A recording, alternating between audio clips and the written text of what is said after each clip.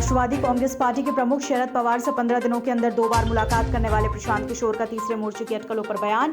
चुनावी स्ट्रैटेजिस्ट प्रशांत किशोर ने एनडीटीवी से बातचीत में कहा, उन्हें नहीं लगता कि तीसरा या चौथा मोर्चा बीजेपी को टक्कर दे सकता। उन्होंने 2024 के लोकसभा चुनाव के लिए विपक्षी मोर्चे में अपनी भूमिका से भी किया इनकार।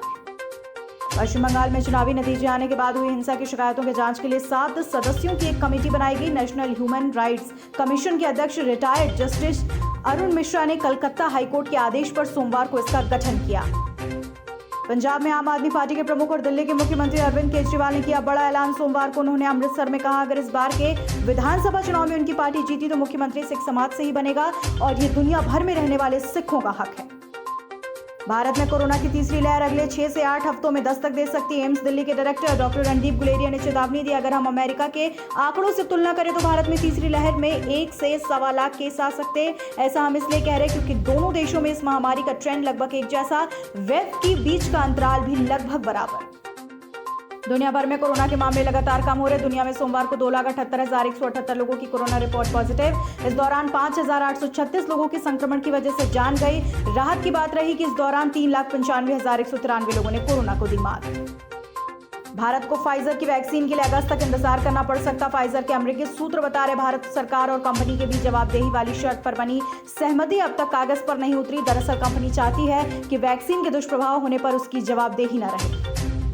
भारत और न्यूजीलैंड के बीच साउथहैम्पटन में खेले जा रहे वर्ल्ड टेस्ट चैंपियनशिप फाइनल का चौथा दिन बारिश से धुला। स्टेडियम में फैंस पूरे दिन बोर हो रहे। खाली समय में वो छाता लेकर फोटो खिंचाते नजर आए। एक्यूवेदर की रिपोर्ट के मुताबिक मैच के 5वें दिन यानी मंगलवार को भी बारिश की आशंका, ऐसे में रिजर्व डे में मैच कराया जाना तय माना जा रहा। जेट एयरवेज अगले कुछ महीनों में उड़ान भरने की तैयारी में। कंपनी के नए ओनर कॉलड्रॉक जालान कंसोर्टियम स्लॉट उपलब्धता के लिए सरकार से बातचीत भी करे। उम्मीद है कि national company law tribunal approval के 6 महीने बाद कंपनी फ्लाइट्स शुरू कर सकती है।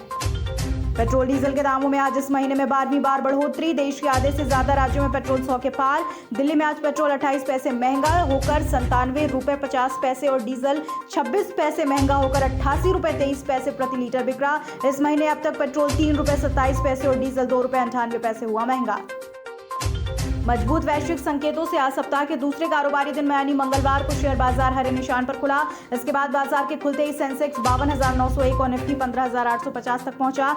सुबह 9:47 बजे बॉम्बे स्टॉक एक्सचेंज का प्रमुख इंडेक्स सेंसेक्स 427.38 अंकों की तेजी के साथ 53,001.84 के स्तर पर पहुंच गया। नेशनल स्टॉक एक्सचेंज का निफ्टी 131.35 अंकों की बढ़त के साथ 15,877.85 के स्तर पर पहुंचा।